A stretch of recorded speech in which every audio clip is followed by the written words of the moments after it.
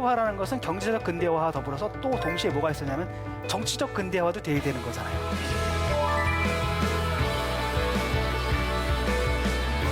경제는 근대화가 되는데 뭐예요? 이쪽? 정치는 근대화가 아니라 전근대적이에요. 국가가 개입해가지고 막 주도하는 그런 방식으로 더 이상 발전할 수가 없게 된 한계까지 온 겁니다. 이게 바로 제가 볼 때는 한국 사회인 것 같아요. 오늘날의 한국 사람들을 만든 건 누구냐?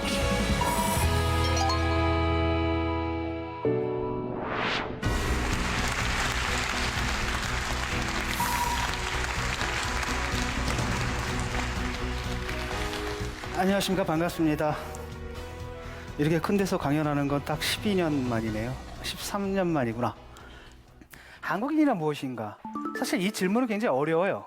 리오 왕이 했던 질문하고 비슷한 거죠. 내가 누구인지 말할 수 있는 자는 누구인가? 사실 그렇기 때문에 한국인이 한국인에 대해서 얘기를 하다 보면 크게 이제 두 가지 문제에 부딪힙니다. 하나는 뭐예요? 자화자찬이에요. 말도 안 되게. 한국인이 얼마나 잘났는지 막 자화자찬을 합니다. 유아적인 집단적인 뭐라 그럽니까? 나르시즘이라 그러네요. 또 민족적 나르시즘 같은 게 좀 강하게 있는 것 같아요. 또 하나는 뭐냐면 또 자기 비하가 있어요. 아니 솔직히 그렇죠. 외국 똑 돌아다니다 보면은 정말 잘 사는 나라도 많고 우리보다 훨씬 우리의 문제점들, 우리가 지금 갖고 있는 수많은 문제점들을 몇십 년 앞서가지고 합리적으로 해결한 그런 나라들 보잖아요. 그런 나라들 보면은 한국이 답답해 보일 수밖에 없습니다. 이른바 K저씨, 한국 아저씨, K줌마라든지 이 K자 붙여가지고 이렇게 비하하는 이런 또 담론으로 흘러갑니다. 그래서 저는 그래서 이건 좀 아닌 것 같다. 특히 이제 민족성이라는 담론이 있어요. 대개 이제 민족성이다라는 게 다른 사람들을 이렇게 비하하거나 이럴 때 이제 많이 쓰는 거죠. 그래서 민족성이라는 관점에서 접근하게 되면 그 말 자체에 아주 은근하게 인종주의적인 함의가 들어가 있습니다. 그래서 저는 그건 좀 아닌 것 같다. 그럼 다른 관점에서 접근하자. 그럼 다른 개념이 뭔가? 그래서 하비투스라는 개념이 있습니다. 프랑스의 사회학자 피에르 브루디에가 내세운 개념인데 어떤 사고 구조, 사고 방식, 그 다음에 이제 센시빌리티라 그러죠. 그 불어로 쌍시빌리티라고 하는 정서 구조, 그 다음에 신체를 가져오는 어떤 행동 구조 있죠. 이런 것들, 이런 행동 방식, 이 세 가지를 묶어서 하비투스라 그랬습니다. 어떤 그걸 우리나라 말로는 습속이라고 번역하죠. 우리나라 딱 엘리베이터 타면 뭐예요? 이렇게 지워진 데가 있죠. 왜 문 닫기. 그건 바로 뭐예요? 우리가 했던 그 빨리빨리라는 데 워낙 익숙해져 있단 말이죠. 그러다 보니까 이제 못 참는 겁니다, 고배체. 근데 그게 다른 나라 가면 안 그래요. 우리나라에만 있거든요. 그런 현상들, 이런 것들이 바로 이제 행동 방식이죠. 이런 관점에서 접근하게 되면은 사실 한국 사람의 신체와 정신을 좀 더 객관적인 시각으로 볼 수 있지 않냐, 이렇게 생각을 합니다.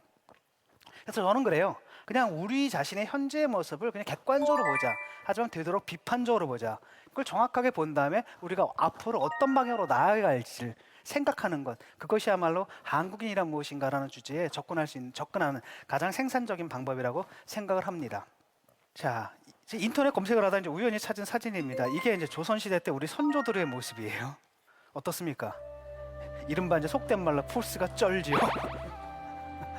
굉장히 인상적이었습니다. 왜냐하면은 보통 서구인들이 제3세계 돌아다니면서 사진 찍는 걸 보면은 제3세계 사람들을 인간으로 취급을 안 해요.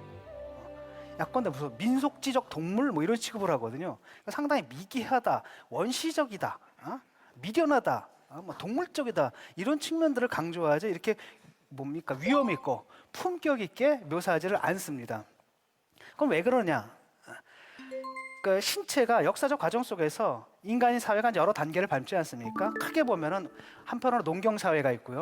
그 다음에는 우리가 이제 산업 사회가 있고요. 그 다음에는 어디로 넘어가냐면 요즘과 같은 정보화 사회가 있습니다.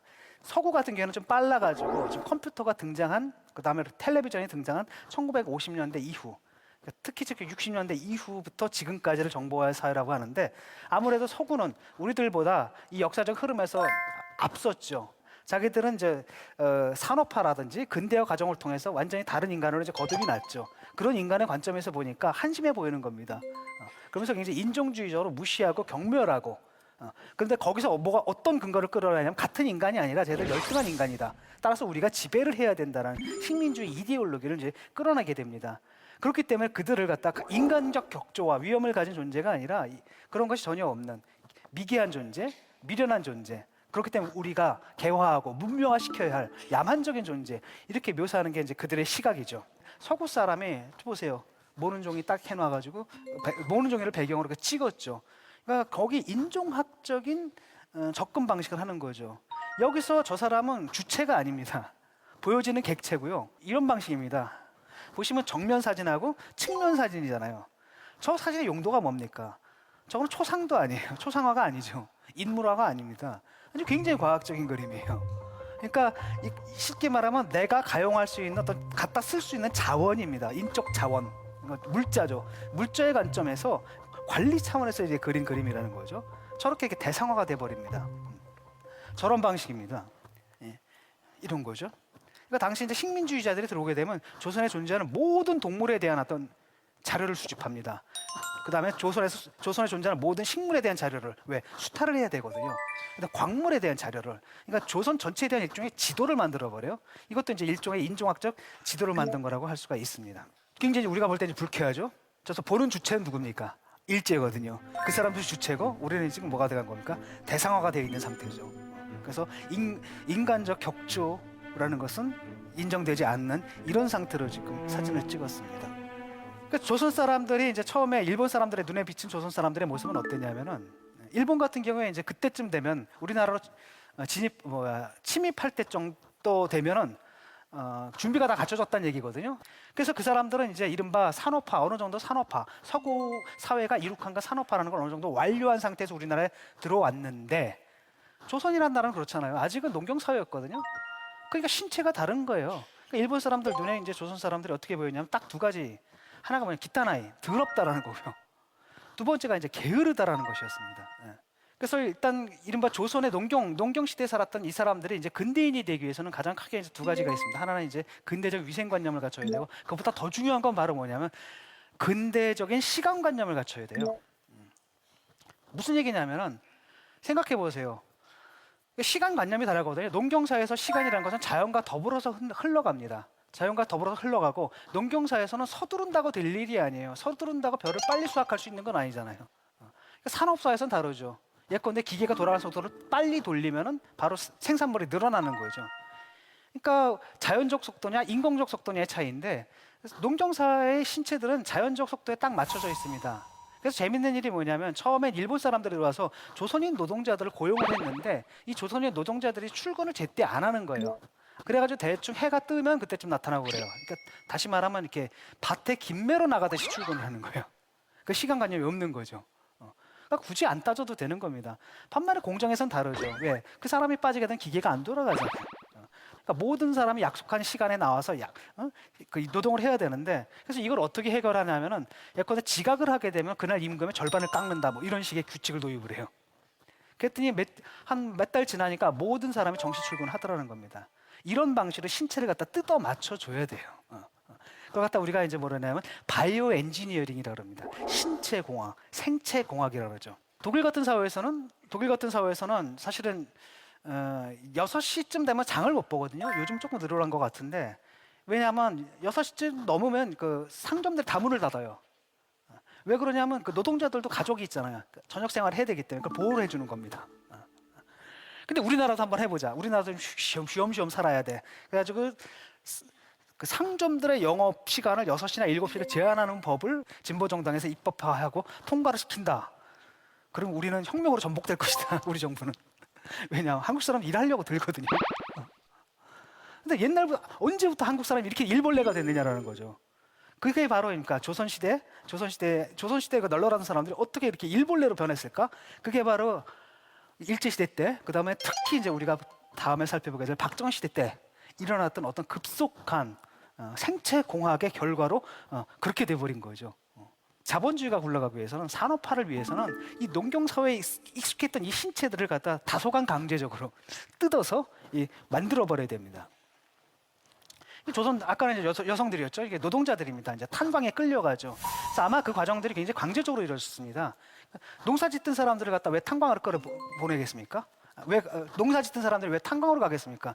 많은 경우에 이제 징용인이 이래가지고 반강제적으로 이렇게 끌고 가가지고 이제 일을 시키는 거죠. 그래서 강제로 농경적 신체를 뭘로 만드는 거예요? 산업적 신체로 이제 만드는 겁니다. 그리고 때로는 그 각 조건이라는 게 굉장히 가혹했어요. 사실상 노예노동에 가까운. 이건 이제 자본주의적 임노동이 아니라 이건 거의 뭐 고대의 노예제적인 그런 노동까지도 했던 거죠.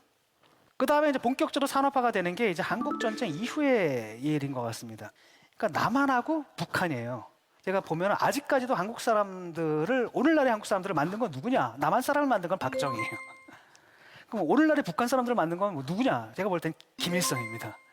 왜냐하면 박정희나 김일성이나 각각 다른 방식으로 근대화를 한 거예요. 그러니까 박정희는 뭐냐면 자본주의적 근대화를 했고요. 그 다음에 김일성은 사회주의적 근대화를 한 겁니다. 본격적으로 남북 간에 이제 경쟁이 시작되는 겁니다.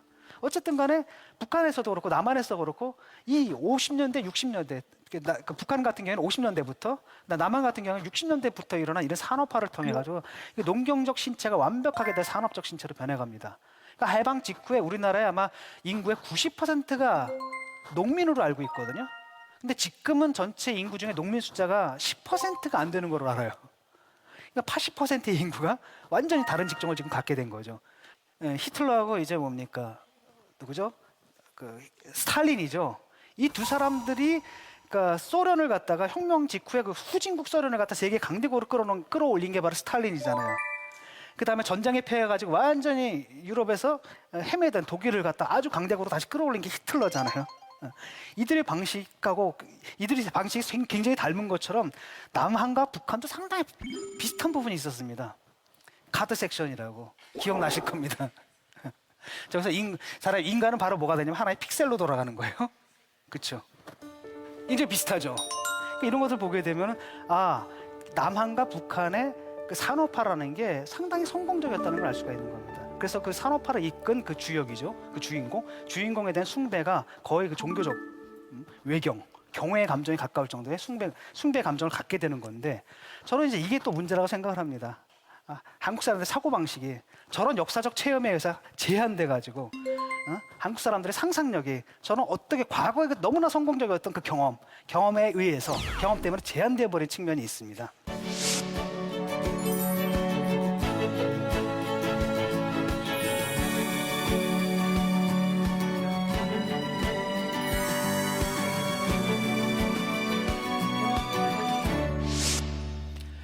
자, 아마 이제 한국 사회에서 이제 근대화라는 게 어떻게, 산업화라는 게 어떻게 이루어졌는지 한번 봅시다. 생각해 보세요. 북한도 그렇고 남한도 그렇고 생각해 보시면 아시겠지만 1960년대쯤에 대한민국에서 기계적 신체를 가진 유일한 집단은 누구였냐면은 군인 집단밖에 없었어요. 네, 대부분 다 농사지었잖아요. 농사질 때 트랙터로 지은 게 아닙니다. 그때는 소, 쟁기 끌고 이렇게 지었단 말이죠. 그런데 산업화는 그게 아니거든요. 산업화라는 것은 생산을 인간이 자연적인 신체를 가지고 자연과 직접 만나서 생산하는 게 아니라, 산업화는 인공적 동력을 이용합니다. 그 증기기관이든 아니면 그게 석유든 아니면 전기든 인공적 기관을 이용하고 그다음에 기계를 통해서 생산하는 거거든요. 그래서 인간 신체를 기계화해야 되는 거예요. 기계와 맞춰 들어가야 되는 겁니다. 산업화가 되려면. 그런데 기계와 접촉했던 경험을 가진 유일한 직업군이 제가 볼 때는 1960년대에 군인밖에 없었어요. 왜? 남한도 그렇고 북한도 그렇고 한국 전쟁을 통해서 기계를 다뤄봤거든요. 그걸 통해서 트럭을 몰아봤고 찝차를 몰아봤고 기관총을 쏴봤고 항공기를 몰아봤고 군함을 몰아봤고 이런 거예요. 그러니까 상당히 뭐랄까 이 군대식 경험이다라는 게 어떻게 보면 사회에서 가장 앞선 분야가 바로 그 분야예요. 군대예요. 가장 선진적인 데가. 그래서 당시에는 뭐냐? 산업혁명의 그 인터페이스 디자인의 원리는 간단합니다. 인간 제일 먼저 뭐부터? 기계부터 만들어 놓고 인간을 거기다 뜯어 맞추는 거예요. 여러분들 인간 직업군 중에서 그 사고방식이나 행동방식이 가장 기계적인 직업군이 뭐예요? 그래 군인이에요. 그러다 보니까 사실은 군사문화라는 게 남한도 그렇고 북한도 그렇고 산업화 과정 속에서 이 산업화의 방법으로 군사문화로 활용하는 경향이 있습니다. 그래서 보세요. 지금 제가 어렸을 때만 해도 저거 했습니다. 교련. 아마 여러분 나이 드신 분들이 기억하실 겁니다. 그거야. 길바닥 행진하는 겁니다. 고등학생들. 지금 생각하면 좀 끔찍하죠. 저게 가능했어요. 남학생만 한 게 아닙니다. 여학생들 했습니다. 근데 이게 이제 어떻게 보면 광기인데, 이 광기다라는 게 산업화라는 그 패러다임에서 흘러나온 광기라고 할 수가 있습니다. 우리 이런 거였죠. 공습경보 그럼 다 아주 이런 걸 했습니다. 군사 문화를 도입을 해가지고 인간들의 신체를 갖다, 농경적 신체를 다 뭘로 만드는 겁니까? 산업적 신체로 만들어 버리는 거죠. 그러니까 농민들은 저렇게 행동하지 않아요. 예를 들어서 농민들이 모내기 할 때 행동을 한번 보십시오. 아시죠? 한 사람이 선창하면은 받죠. 먹이고 받고 노래하면서 슬슬 춤춰가면서 하잖아요. 근데 저건 완전히 기계죠. 인간 신체가 진짜 기계를 닮아가는 이런 거죠. 저런 방식으로 이제 신체가 훈육이 되는 겁니다. 그래서 저는 초등학교 들어갈 때마다 제일 먼저 뭐부터 했냐면 앞으로 나란히 부터 했어요. 이렇게. 그렇죠? 앞으로 나란히. 그다음 줄 서는 거, 군대식으로 이제 열지어서 행진하는 거, 이런 것부터 배웠습니다. 북한도 마찬가지예요. 그러니까 북한은 엄청나죠. 지금 보면은 뭐 저거는 이 사람 이게 인간인가 기계인가 싶을 정도로 아주 철저하게 돌아갑니다. 그래서 저는 뭐냐면 북한에서 왜 저렇게 매스게임을 좋아하느냐. 사실 우리나라는 매스게임을 하긴 했어도 그렇게 많이 하진 않았거든요. 근데 북한은 굉장히 좋아하죠. 특히 최근 들어서 더 심한 것 같은데, 저는 그걸 어떻게 이해하냐면은 한국 사회 같은 산업화를 갖다 끝낸 다음에, 성공적으로 끝낸 다음에 정보화 사회로 진입을 했습니다. 이른바 인터넷, 지식 기반 경제 등등등등 이런 쪽으로 넘어갔는데, 북한은 이제 경제 위기를 맞아가지고 그걸로 넘어가지 못하는 거예요. 그러니까 신체만 남은 겁니다. 인간 신체, 그러니까 과잉 기계가 된 신체만 남았는데 이걸 쓸 데가 없는 거예요. 쓸 데가 없으니까 그걸 예술화하는 거예요. 예술화해가지고 문화 콘텐츠화하는 겁니다. 그래서 아리랑 축전 저래가지고 관광객 모으는 건데, 사실 그 관광객 저거 보는 사람이 10만이고요. 저거 공연하는 사람이 10만이거든요. 이 경제적으로 이게 황당한 거죠. 근데 이거 어쩔 수 없는 건데, 북한 사람들은 저 아리랑 축전이라는 게 보기는 화려한다 하더라도 북한 사회가 딱 직면한, 딱 갇혀있는 어떤 한계를 갖다 아주 정확하게 보여주는 거라고 할 수가 있습니다. 그래서 당시에 이제 그 산업화 시대를 거치면서 북한도 그렇고 남한도 그렇고 이 산업화라는 게 이제 군대화, 말이 근대화지 근대화보다는 사실 군대화로 이루어졌다고 할 수가 있습니다. 그래서 산업화 시대에는, 그래서 인간이 규정이 두 개예요. 국가에서 요구하는 그 아이덴티티가 두 개입니다. 그게 바로 뭐냐면, 하나는 말하면 산업 전사가 되라는 거예요. 그래서 수출 역군이 돼야 된다. 그러니까 깡소주 먹고 라면 먹으면서 열심히 일해가지고 수출 마켓에서 국가에다 뭡니까 달러를 벌어오는 그런 존재가 돼야 된다는 거고, 또 하나는 뭐냐면 방공전사예요.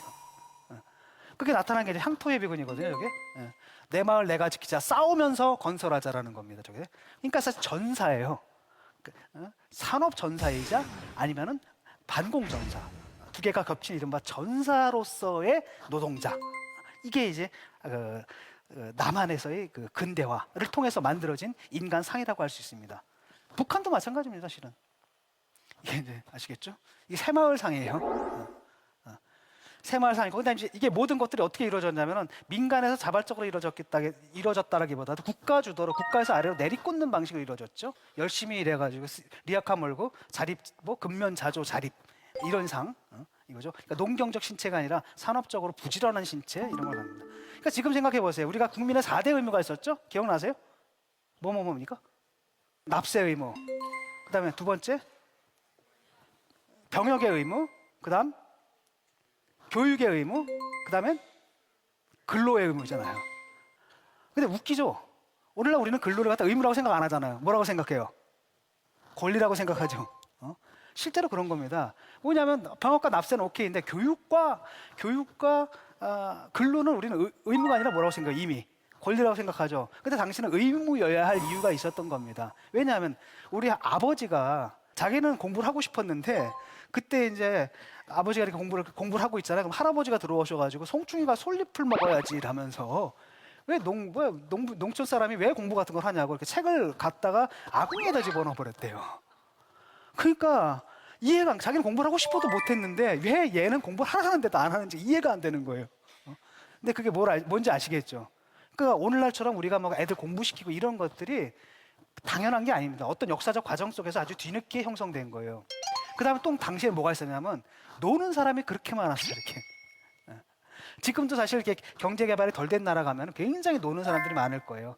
그런 시대이기 때문에 사실은 이제 오늘날 교육이 권리가 되고, 그 다음에 근로가 권리처럼 여겨지게 된 것은 이 그 생체 엔지니어링, 바이오 엔지니어링이 상당히 성공적으로 이루어졌다는 것을 의미하게 되는 겁니다. 꽂아놓고 깃발 꽂아놓고 막 일하는 거. 여러분 지금 어디서나 볼 수 있어요 이런 거. 북한에서는 여전히 저러고 있습니다. 알겠죠? 할 수 없는 겁니다. 왜냐하면은 사실 박정희 대통령이 했던 그 산업화 방식은 자본주의적 방식은 아니거든요. 자본주의적 방식은 국가가 개입하는 게 아니라 어디다 맡겨놓는 거예요. 시장에다 맡겨놓는 거죠. 근데 그거는 자본주의가 어느 정도 됐을 때예요. 자본이 처음에 종잣돈이라고 그러잖아요. 우리가 투자를 하면 이윤이 나오고 그걸 재투자하면서 종잣돈이 마련되지만 처음에 자본주의 시작할 때는 자본주의적 방식으로 얻어질 수는 없잖아요. 그게. 그래서 그 종잣돈이라는 게 굉장히 뭡니까? 종잣돈을 만드는 과정까지가 굉장히 비자본주의적으로 이루어져요. 시장이 맡기는 게 아니라 국가가 나서서 합니다. 그래서 우리나라 같은 경우는 뭐냐면 일본하고 협상해가지고 차관들이 온 거, 그다음에 베트남 전쟁 간 거, 그다음에 우리가 서독 광부 보내고 뭐 이런 방식이잖아요. 그러니까 국가가 막 나서서 이렇게 하는 방식이고 그러다 보니까 사실은 한국은 남한은 자본주의적 체제를 채택하고 있음에도 불구하고 현상적으로는 북한하고 굉장히 비슷하게 나타나는 거예요. 북한은 아예 국가 주도 경제잖아요. 왜 사회주의라는 게 상당히 이제 비슷한 면모를 나타내게 되는 거죠. 또 하나는 뭐냐면 남한과 북한 모두가 이 산업화 과정이 일면적으로 이루어졌어요. 우리가 근대화라는 것은 경제적 근대화와 더불어서 또 동시에 뭐가 있었냐면 정치적 근대화도 돼야 되는 거잖아요. 그러니까 사람들이 근대 인간이다라고 한다면 그냥 게으르고 더럽고 게으른지 않은, 그러니까 아주 깨끗하고 아주 근면한 그런 인간이자 동시에 자기 자신을 개인으로 파악을 하고 국가와 구별되는 자기만의 자기 주체성을 가진 자율적인 존재로서의 인간, 그게 근대인이잖아요. 서구 같은 게 그런 과정이잖아요. 근데 우리나라에서는 그 과정이 안 됐습니다. 남한도 그렇고 북한도 그렇고 민주주의가 아니었어요. 민주주의를 오히려 억압하는 방식으로 했거든요. 그러니까 국가가 주도해가지고 이렇게 강조를 하다 보니까 일면적으로만 된 겁니다. 경제는 근대화가 되는데 뭐예요 이쪽? 정치는 근대화가 아니라 중근대적이에요. 생각해 보세요. 박정희 때 한번 생각해 보세요. 그때 박정희 때 국민들한테 강조했던 가치가 두 가지가 있었어요. 하나가 뭡니까? 충이에요. 또가 뭐죠? 효. 그러니까 충효라는 건 사실은 이게 근대적 가치가 아니거든요. 조선시대 가치잖아요. 재밌게도 북한도 마찬가지입니다. 북한에서도 뭐냐면 충성동이 효자동이라고 그러잖아요. 충효라는 겁니다. 그리고 이게 굉장히 아직까지도 강하게 남아있습니다. 우리 사회에서. 예를 들어 볼게요. 작년에 그 뭐 1000만 넘는 영화가 두 편이 있었죠. 뭐였어요? 하나가 명량이었잖아요. 그 충이잖아요. 그렇죠? 그 다음 또 하나가 무엇입니까? 국제시장, 효죠. 이런 겁니다. 그러니까 사회가 보수화되다 보니까 그 보수적인 가치가 다시 이제 살아난다는 거죠. 재미있게도 뭐냐면 남북이 자기들 체제 유지를 위해 가지고 실제로는 뭐니까 반만 근대화시키고 인간의 정신 상태, 정치적인 문화 이쪽에서는 사람들 아직 전 근대적인 신민으로 남겨둔 거예요. 그러니까 근대적인 시민으로 만든 게 아니라 전 근대적인 신민으로 남겨놓은 거죠. 왜? 그래야 다루기가 쉬우니까. 북한 같은 경우에는 이제 사실은 뭐 거의 김일성의 유일 체제가 만들어져가지고 아예 모든 저항을 그냥 쓸어버리잖아요. 남한 같은 경우에 그나마 이제 저항들이 일어납니다. 그래서 이제 대표적인 게 또 다른 이제 신체, 이렇게 이제 만들어진 신체가 아니라 노동자들이 이제 자기 주체성을 이제 갖기 시작하죠. 그때부터 우리는 이렇게 살 수 없다. 다른 삶의 요구들을 하고 나오는 게 1970년에 이제 그 전태일 열사죠. 분신을 했고요. 그 다음에 또 하나는 뭐냐면 사북 사태로 기억나실 겁니다. 그때 이제 그 광부들이 견디다 못해가지고 폭동을 일으켜요. 폭동을 일으키고 그때 이제 가혹하게 진압되고 대부분의 사람들이 이제는 아마 이게 민주화운동으로 이게 다시 인정이 됐는지 몰라도 아주 한동안 아주 오랫동안 고생을 좀 하셨죠. 이런 일들이 벌어지는 겁니다. 아주 억압적으로 하다 보니까 당연히 신체가 참지 못하고 반발을 일으키는 겁니다. 진짜 우리 사회가 산업화에 성공을 했다면은 산업화의 주역은 권력자나 이런 사람들이 아니라 이런 분들이거든요. 마땅히 이런 분한테 공을 돌려야 된다는 겁니다. 근데 이제 우리 같은 경우는 뭐냐면 아직까지도 전근대적인 사고방식이 있었어요. 그러니까 김일성 어버이라 그러잖아요. 이게 뭐니까 가부장 질서죠. 가부장 질서가 남아 있는 겁니다. 근데 한국에서도 남한에서도 있습니다. 왜 국부라는 거 있잖아요. 왜 국부 좋아하는 사람들 있죠. 아니 아버님, 저는 아버지 한 분 계신 것만 해도 굉장히 부담스러웠거든요. 살면서. 근데 아버지가 왜 또 필요해? 근데 국모 이런 거 있잖아요. 이런 사고 방식이 바로 이제 그런 겁니다. 그러니까 그 봉건적 전근대적 봉건적 사고 방식이 있는 거죠. 지금 저기 보시는 게 뭐냐면은 YH 사건이 있을 거예요. 아마 그때 여공들이 식민당사 점거하고 경찰이 진입하니까 한 분이 뛰어내려가서 투신 자살을 해요. 그래서 그게 이제 박정희 정권의 몰락을 앞당기는 중요한 사건이 되죠. 그래서 이제 부산에서 또 마산에서 굉장히 시위가 일어나고 대통령이 시해되는 이런 또 끔찍한 사건이 이제 벌어지게 됩니다. 근데 문제는 바로 뭐냐면은 박정희 정권은 더 이상 유지가 될 수가 없었던 겁니다. 제가 볼 땐 뭐냐면은 한국 경제가 어느 정도 발전했잖아요. 한국 경제가 어느 정도 발전했는데 더 이상 그런 방식으로 과거처럼 국가가 개입해가지고 막 주도하는 그런 방식으로 더 이상 발전할 수가 없게 된 한계까지 온 겁니다. 그러니까 나름대로 박정희의 리더십이라는 게 어느 정도 역사적 타당성을 갖고 있었는데 그 역사적 타당성이 효력을 잃어버린 거예요. 뭔가 다른 변화가 일어나야 된다라고 할 때 그게 정치적 불안으로 나타나는 겁니다. 사람들이 뭔가 경제가 안 돌아가는 것 같고 뭔가 좀 불만이 막 생기고 그럼 시위가 막 일어나고 이러는 거죠. 그리고 결국 이제 등장한 게 전두환 정권이 등장했는데 사실 전두환 정권은 굉장히 폭압적인 정권이었지만 나름대로 또 할 일은 또 했습니다. 제가 볼 땐 바로 뭐였냐면은 전두환 정권 때 자유화 정책이 꽤 돼요. 통금 없어졌죠 그때 아마. 그래서 대학에서도 자유화라는 게 일어나요. 경찰이 또 대학 안으로 안 들어옵니다. 물론 들어오긴 했지만 몰래 그런 것도 있었고 더 중요한 건 바로 뭐냐면은 국가 주도 경제가 이제 무너지는 거예요. 굉장히 시장 자율이 돼버려요. 그러니까 경제에 대한 모든 결정권을 갖다가 국가에서 주도한 데서 넘어서서 실권을 어디다 넘기는 겁니까? 그래서 시장으로 넘기는 거죠. 더 이상 국가 주도 경제는 안 된다라는 거 인식 있죠. 그게 이제 받아들여져 가지고 이른바 시장이 주도하는 경제로 변화하기 시작한 게 바로 뭡니까? 그 87년 이후부터의 일이에요. 근데 문제는 그겁니다. 토대와 상부구조가 조응을 해야 되거든요. 토대는 지금 자율화되고 있죠. 근데 상부구조는 여전히 억압적이잖아요. 이게 오래 갈 수는 없는 겁니다. 맞아야 되잖아요. 그래서 사실 87년에 이게 이제 무너져 버리는 거죠. 87년 시민항쟁에 의해서. 그래서 이제 이른바 한국 사회가 한편으로 산업화를 완료했고 다른 한편으로 뭡니까? 민주화라는 과제, 또 다른 과제를 수행하기 시작하는 겁니다. 그래서 이제 그때 나왔던 게 7년의 그 시민항쟁은 사실은 학생들하고 그 넥타이 부대라고 하나요? 시민사회적 요구였고요. 일단은 정치적으로 이 시민사회 운동이 정치적으로 자유로운 분위기를 만들어 내니까 그때 그 자유로운 분위기 속에서 이제까지 억눌렸던 노동자들 그리고 농민들의 요구가 팍 터져나오기 시작하는 겁니다. 우리는 더 이상 일하는 기계가 아니다라고 하면서 새로운 이제 새로운 인간형이 이제 등장하죠. 그게 이제 바로 노동자입니다. 그 87년에 이제 노동자 대투쟁이 있었지 않습니까? 그때 보게 되면은 그때 아마 그 대투쟁을 통해 가지고 노동자들의 임금이 거의 2배로 올랐을 거예요 아마. 2배로 올랐을 겁니다. 한국 경제가 제일 잘 나가던 때가 아마 그때였을 거예요. 그러니까 노동자 대투쟁의 결과로 이제 우리가 그런 시대를 잠깐 맞았던 겁니다. 그러니까 완전히 다른 유형의 이제 인간들이 등장하는 거죠. 그리고 이제 또 하나는 농민들도 마찬가지고요. 그러니까 노동자 농민들, 그러니까 이때는 바로 뭐 이른바 이제 좌파 이데올로기, 쉽게 말하면 사회주의 이데올로기 같은 것들이 굉장히 막 올라올 때입니다. 그러니까 이제 노동자가 옛날에는 뭡니까? 어떤 엘리트가 끌고 가는 대로 충실히 일해주는 충성동이 효자동이었던 그 노동자들이 이게 뭐가 되는 거예요? 역사의 주체가 되는 그런 시대가 이제 온 거죠. 단지 생산의 투입 요소가 아니라 그 자체 그들이 바로 역사의 주체다라는 의식이 이제 생깁니다.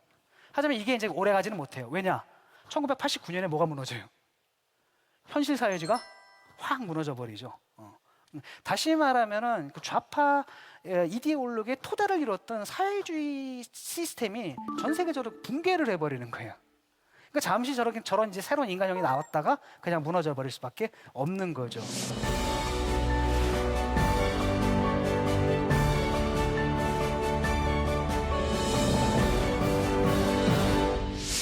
그래서 어떻게 인간이 또 변했는가? 이거 다 구본주 작가의 작품 속에서 볼 수가 있는데 이런 작품을 하던 분이거든요. 근데 그분이 그 다음에 만든 정말 이게 뭐냐면 눈칫밥 30년이라는 거 제목이. 아까 그 농민하고 전혀 다르죠. 이거 바로 뭐냐면은 달라진 거예요. 옛날에는 노동자 농민을 탄압하는 게 국가가 탄압했잖아요. 국가가 탄압했는데 이제는 권력이 어디로 넘어간 겁니까? 시장으로 넘어갔죠. 근데 시장은 이게 막 저항하고 이런 존재가 아니거든요.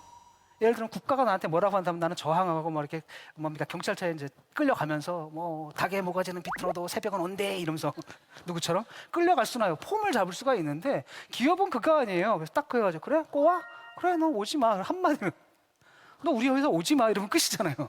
저항이고 뭐고 없는 거죠. 그러니까 한마디로 뭡니까? 옛날에 국가는 막 저항이라도 할 수 있었는데 권력이 시장으로 넘어가게 됐다면 알아서 기여해야 되는 상황이 되는 거예요. 사람들이 알아서 하게 되는 겁니다. 그렇죠? 이게 눈칫밥 30년입니다. 그 다음에 이제 그 사회가 한국 사회가 뭐가 되냐면 이제 정보 사회로 넘어가요. 그러니까 정보 사회란 건 뭐냐면은 노동 인구 전체 중에서 절반 이상이 직접적으로 물질적인 재화의 생산, 가공, 유통에 종사하는 게 아니라 정보의 생산, 가공, 유통에 존재하는 겁니다. 다시 말하면 노동 인구의 절반 이상이 컨베이어 벨트에서 일하는 게 아니라 책상 앞에 컴퓨터 앞에서 일하는 사회예요. 이게 새로운 옛날에 신체가 힘들었다면 이제 뭐가 힘들어요? 이제 마음이 힘든 거죠. 정보화 사회 때가 되니까 이제 머리를 혹사시켜야 되고 뭡니까? 가슴을 이제 혹사시켜야 되는 이른바 이모타리아트라고 하잖아요. 감정 노동자라고 하던가? 감정 노동자 이런 일들로 이제 변해가는 거죠. 이게 바로 제가 볼 때는 한국 사회인 것 같아요. 그래서 몇 가지 좀 더 첨가를 드리자면은 그 이후에 한국 사회가 정보 사회로 넘어온 게 언제부터였냐면 두 개의 정권입니다. 하나가 김대중 정권하고 또 하나가 노무현 정권이에요. 근데 김대중 정권을 한번 잘 생각해 보세요. 그분이 뭐라고 얘기를 했냐면은 지식 기반 경제라는 얘기를 했을 거예요. 이제까지 경제는 산업 사회, 산업 혁명 단계에 머물러 있었기 때문에 상품을 생산했는데 제품을 생산했는데 이제부터는 진짜 중요한 건 바로 뭐냐면은 비물질적인 걸 생산해야 된다. 그게 바로 지식이다라는 거죠. 그게 바로 한국이 산업사에서 어디로 넘어가는 겁니까? 정보사회로 넘어가는 패러다임을 준비하는 과정이었다고 할 수가 있고, 근데 노무현 대통령은 아시겠지만 누구나 다 알다시피 자타가 공인하는 인터넷 대통령이거든요. 전 세계에서 최초로 인터넷으로 대통령이 된 분이 바로 그분이거든요. 페이스북 나오기 전에 우리가 뭐가 있었습니까? 우리는 뭡니까? 싸이월드인가 있었죠. 왜? 그래서 우리는 그걸 벌써 뭡니까? 촌수 맺고 막 이러고 있었어요. 그다음에 아이리버 이런 거 있잖아요. 최초 MP3 막 나오고. 그때가 정말 한국 사회가 막 정보 사회로 확 넘어갔던 거고, 그때부터 어떤 현상이 벌어지냐면 옛날에는 과거는 외국에서 보던 것을 몇 년 후에 한국에서 봤잖아요. 이제는 거꾸로 현상이 벌어져. 한국에서 보던 것을 몇 년 후에 외국에서 봐요. 그러니까 우리는 막 스마트폰 이런 거 막 핸드폰 모든 사람이 갖고 있는데 독일 딱 갔더니 그 사람들 아직까지 폴더폰 쓰고 막 이래요. 이런 겁니다. 한국 사회가 정보 사회로 굉장히 급속하게 넘어간 겁니다. 물론 이제 한계는 있어요. 왜? 우리나라가 뭡니까? IT의 강국이 됐는데, IT의 강국이 됐지만 생산의 강국이라기보다는 뭐의 강국이에요? 소비의 강국이 된 겁니다. 그러니까 한국이 사실 IT 제품의 테스트베드예요. 하지만 반면에 이제 우리가 IT 생산하는 것은 스마트폰이라든지 아니면 메모리라든지 몇 개에 한정돼 있잖아요. 근데 그게 이제 그때 막 창조력이 터지고 이렇게 터져가지고 확 넘어갔어야 되는데 넘어가지 못하죠. 왜냐하면 이제 그 다음에 누가 등장했냐? 한국 사회가 산업 사회에서 정보화 사회로 넘어가게 된다는 건 뭘 의미하냐면 우리가 선진국 경제가 된다는 얘기잖아요. 그럼 뭘부터 떨어지냐면 일단 경제 성장률부터 떨어지게 돼 있어요. 그렇죠? 그 선진국들 보세요. 성장률 1%, 2% 그렇죠? 2% 넘어가면 엄청난 성장률입니다. 선진국에서는. 반면에 중국을 보세요 지금. 이번에 성장률이 7% 떨어졌다고 걱정하죠. 7%로 떨어졌다고 걱정하는. 얼마 전까지 10%였거든요. 그러니까 쉽게 말하면 개발도상국 경제에서 선진국 경제를 가게 되면서 이게 떨어지는 겁니다. 이렇게. 그러니까 경제가 체질이 변하는 거예요. 막 고도 성장하다가 이제 저성장하는 겁니다. 그러니까 간단합니다. 구멍가게 있잖아요. 조그만 구멍가게를 2배로 늘리는 건 쉬운 일이에요. 1년 만에도 해요. 몇 개월 만에도 해요. 장사 달려면. 근데 삼성이랑 큰 회사를 2배로 늘리는 거는 1년 만에 될 일이 아니라는 거죠. 그건 이제 한국 경제도 규모가 커졌기 때문에 옛날처럼 100% 10%, 20% 성장할 수가 없게 된 겁니다. 근데 문제는 뭐냐면 노스탈지가 남아있는 거예요. 한국 사람들은 경제하면 뭐부터 떠올려요? 성장부터 떠올리는 거죠. 이러다 보니까 어떤 사람이 나타나서 내가 7% 성장할게 하니까 다 찍어주는 겁니다. 경제 CEO의 모델이 이분인데 솔직히 말하면 그 전 대통령이 그 이명박 대통령은 솔직히 CEO가 아니거든요. 왜냐하면 CEO라는 개념이 좀 다른 거잖아요. 당시에서 그냥 현장 공사 감독하던 분이란 말이죠. 실제로는. 이런 분이 딱 들어오니까 어떻게 됐냐면 이제 삽 딱 들고 이제 산업사회로 돌아가 버린 거예요. 그 많은 돈, 재정들을 다 써가지고 뭘 했는가 생각하면 두 가지입니다. 1차 산업하고요. 2차 산업이에요. 하나 바로 뭐냐 자원외교. 두 번째가 뭡니까? 그랬잖아요. 4대강. 이거 삽 들고 공구리 치는 거잖아요. 이렇게 된 겁니다. 그러니까 사실은 그 재원이 어디다 투자가 됐어야 되냐면 다른 데 투자가 됐어야 될 돈이거든요. 이게. 이제까지 우리나라 경제의 성장이라는 게 어떻게 왔습니까? 산업화. 쉽게 말하면 산업화 모델에서 크게 벗어나지 못한 거거든요. 이른바 모방 경제예요. 다시 말하면은 다른 나라가 제품을 만들어 놓잖아요. 그러면 들여와요. 그래서 뜯어버립니다. 뜯어가지고 다시 재조립을 해요. 그 리버스 엔지니어링이라는 거죠. 그걸 통해서 노하우를 배워요. 그다음에 약간의 뭐 로열티를 주고 그다음에 약간 변형을 시켜서 싼 값에 내놔요. 그래서 따라가는 거거든요. 가격 경쟁력으로. 근데 우리나라도 경제도 그렇게 발전해가지고 올 만큼 온 거예요. 더 이상 그렇게 할 수는 없는 겁니다. 그런 문제 의식이 뭐로 나타나는 거예요? 창조 경제는 의식이 나타나는 건데 문제는 뭐냐면 이게 양자가 충돌을 일으키는 거예요. 그러니까 정부가 창조 경제를 바꿀 때 정부의 역할을 잘 알아야 되는데 그건 바로 뭐냐면은 그 인프라를 만들어줘야 되는 겁니다. 쉽게 말하면 밑에서 창의력이 발현될 수 있는 그 시스템 있잖아요. 그걸 만들어야지 정부가 무슨 사업 주고 돈 내려서 이러는 거. 스티브 잡스가 잘 나가니까 정부에서 돈 줄 테니까 너희들도 대학에서 스티브 잡스형 인간 한번 만들어보라 그러더래요. 근데 문제는 뭐냐면 대학에서 스티브 잡스를 만들려면 그 학생들 다 자퇴를 시켜야 되는데 뭔 얘기인지 아시겠죠? 스티브 잡스 같은 사람이 정부에서 이렇게 하면 만들어질 수 있다고 만드는 생각하는 그 발상 있잖아요. 그게 문제라는 겁니다. 그건 언제적 사고방식이냐면 정부가 모든 걸 주도하던 산업화 단계의 사고방식이잖아요. 그게 아직도 잔재로 남아있는 거예요, 우리나라에는. 가장 중요한 건 바로 뭐냐? 제가 볼 때 교육이에요. 근데 우리 교육이 지금 어디로 가고 있습니까? 같은 인간을 만들려고 하는 거잖아요.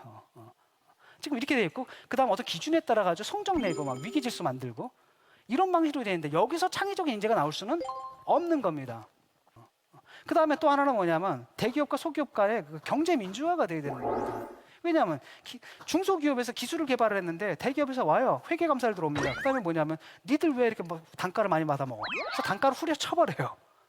그러면 이노베이션을 한 결과가 중소기업한테 돌아가는 게 아니라 누구한테 뺏기는 겁니까? 대기업한테 뺏겨버리죠. 그럼 이 사람들은 이노베이션 할 모티브가 있어요, 없어요? 없는 거죠. 그럴 때는 뭡니까? 싼 값에 그냥 만들어 달라는 것만 만들어주면 돼요, 수동적으로. 그러니까 정부가 할 일은 바로 이런 걸 바로 잡는 거예요. 이런 걸 하면 되는 거잖아요. 근데 실제로는 표방을 하는데 창조 경제를 표방하지만 실제는 옛날과 같은 식으로 이런 식의 사업, 물론 일부는 그런 거 있습니다. R&D 같은 거 정부 주도로 해야 될 부분들이 있잖아요. 왜? 그런 건 있는데 발상법 자체가 좀 잘못된 거고, 그러니까 사실 한국 경제가 요구하는 이 상부 구조랑 맞지가 않는 거예요. 그래서 제가 볼 때는 좀 보수냐 진보의 문제가 아닙니다. 아니 생각해 보세요. 스티브 잡스가 보수예요, 진보예요? 아니면 빌 게이츠가 진보예요, 보수예요? 없죠. 그런 거잖아요. 그런 쪽으로 나가야 되는, 진보든 보수든 간에 일단은 기본적으로 한국 경제가 어디에 처해 있고 이 패러다임이 무엇이며 이 패러다임에 맞는 사회 개조 또는 개혁의 방향이 어딘지에 대한 사회적 합의가 이루어져야 되는데 이 상상력이 어디에 사로잡혀 있는 겁니까? 과거에 사로잡혀 있는 거예요. 그러다 보니까 뭐 아무리 창조 경제를 한다 해도 나올 수가 없는 거죠. 우리가 속된 말로 그런 말 하잖아요. 빌 게이츠나 뭡니까? 스티브 잡스 키워내는 게 문제가 아닙니다. 키워도 소용없어요. 왜? 빌 게이츠가 그리고 스티브 잡스가 한국에 태어났으면 아마 휴대폰 대리 좀 하고 있을 거다. 이런 말 있잖아요. 시스템이 안 받쳐주면 안 된다는 거. 시스템이 안 받쳐주니까 그렇다는 거잖아요. 그래서 그런 방식으로 지금 우리 사회가 좀 변해야 할 필요가 있다고 봅니다.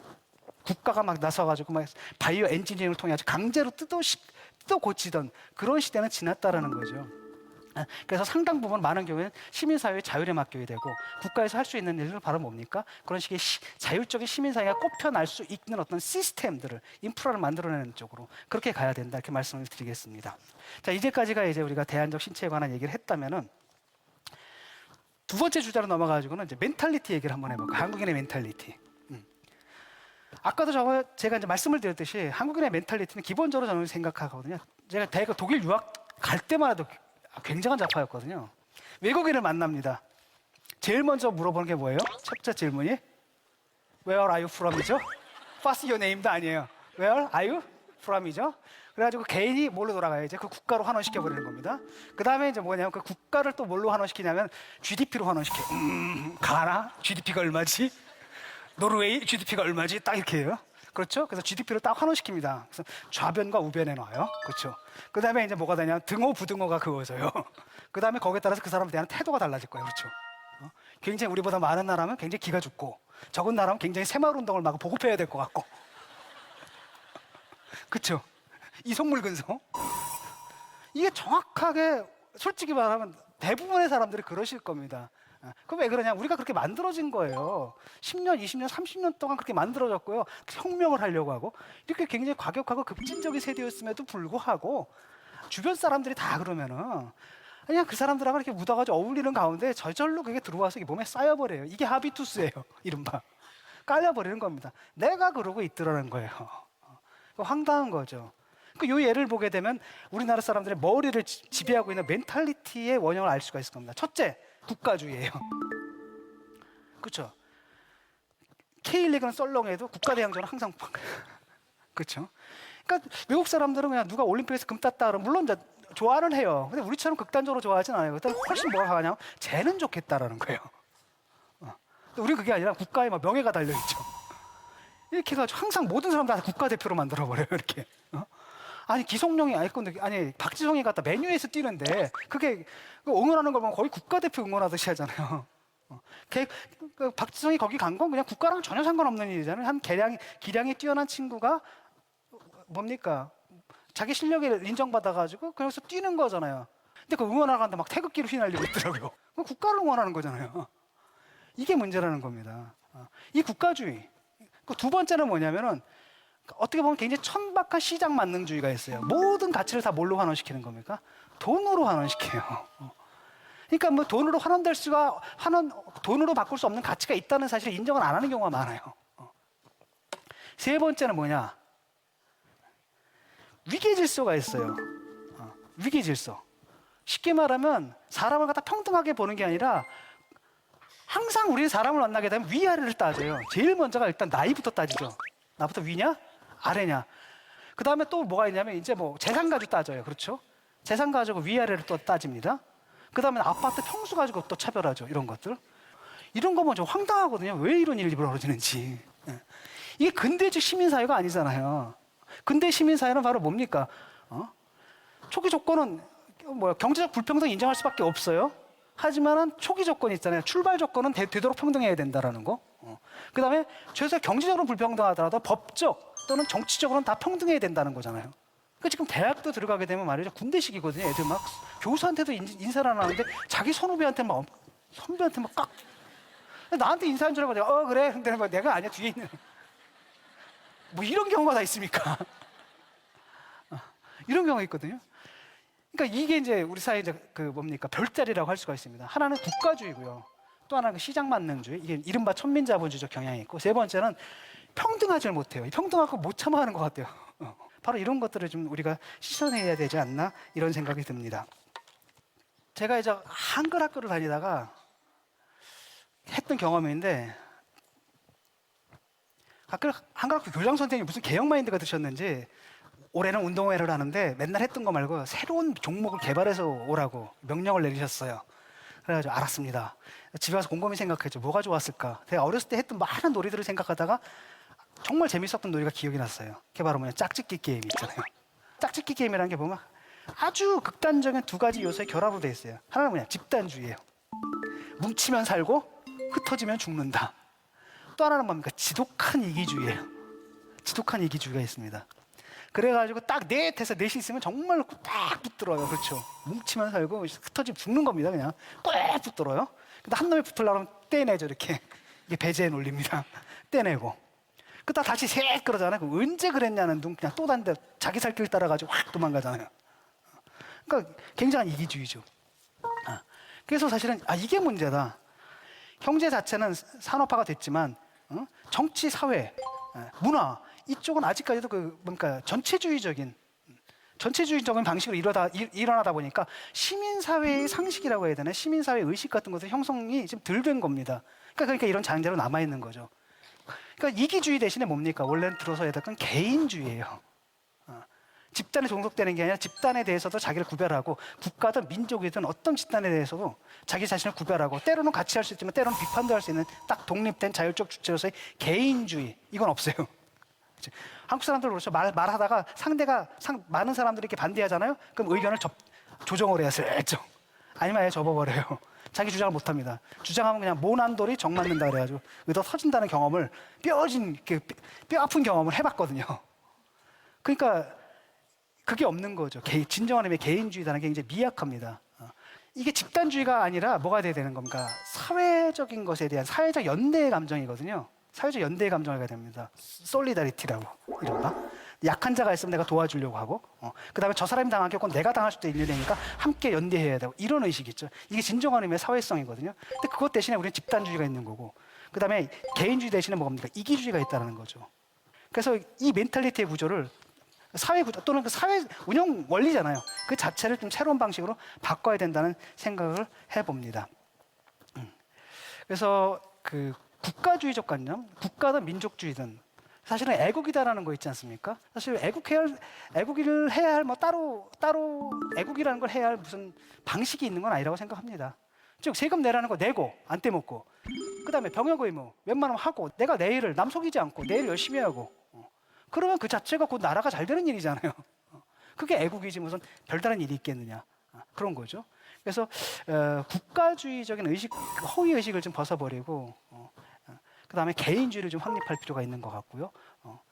바로 이런 방. 그다음에 개인과 개인들 사이에 뭐가 있어야 돼요? 평등한 관계 양상, 소통 방식이 네트워크적으로 평등한 관계 방식들, 이렇게 이루어지게끔 우리의 사고 방식과 그다음 우리가 서로 관계를 맺는 이 방식 자체를 갖다가 재구조화해야 되지 않느냐. 이게 저의 제안입니다.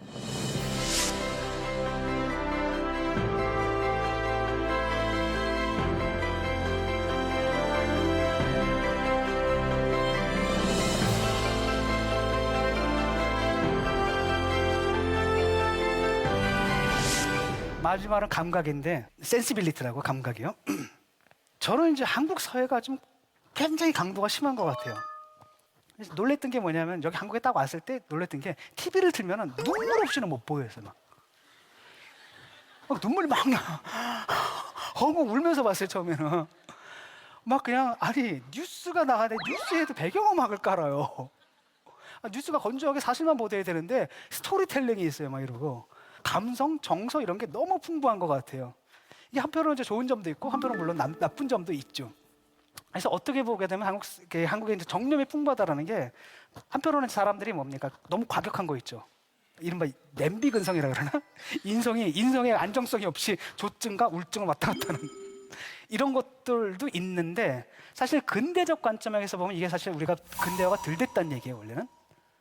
근데 탈근대 관점에서 보게 되면 이른바 근대화 이후에 이제 정보화 사회에 들어가게 되면 또다시 감성이 부활을 하거든요. 그래서 그런지 요즘에 이제 또 다시 이제 육체성, 감각, 감성, 정념 이런 게 이제 부활을 하거든요. 그러다 보니까 또 자연스럽게 이른바 포스트 모던한 분위기에 우리가 맞아떨어질 수도 있는 거고, 다른 건 몰라도 그런 강한 그 정념, 뜨거운 정열이 없었다면 대한민국의 민주화는 불가능했어요. 그렇죠.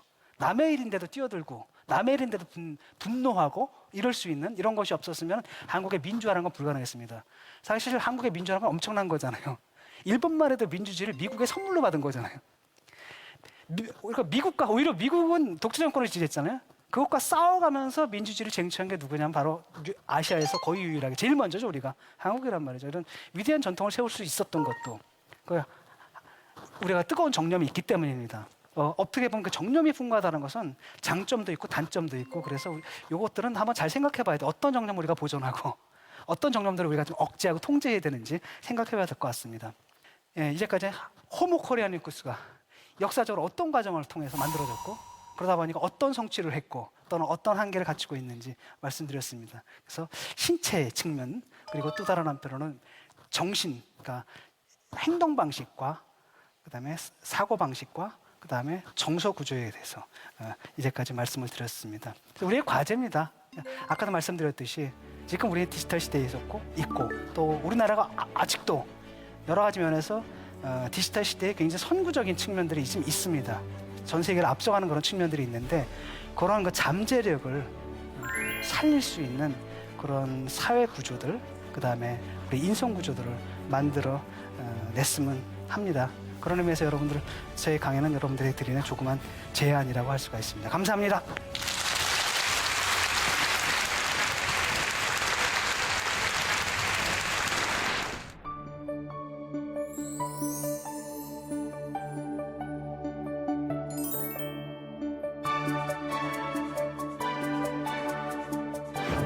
한국에는 제가 볼 때는 아주 역사적인 과업들, 산업화와 민주화의 과업들을 열심히 잘 해왔고, 하지만 너무나 급속한 과정 속에서 그런 과업들을 하다 보니까 충분한 시간이 없어서 여러 가지 부작용들과 또 한계를 갖고 있는 게 사실이죠.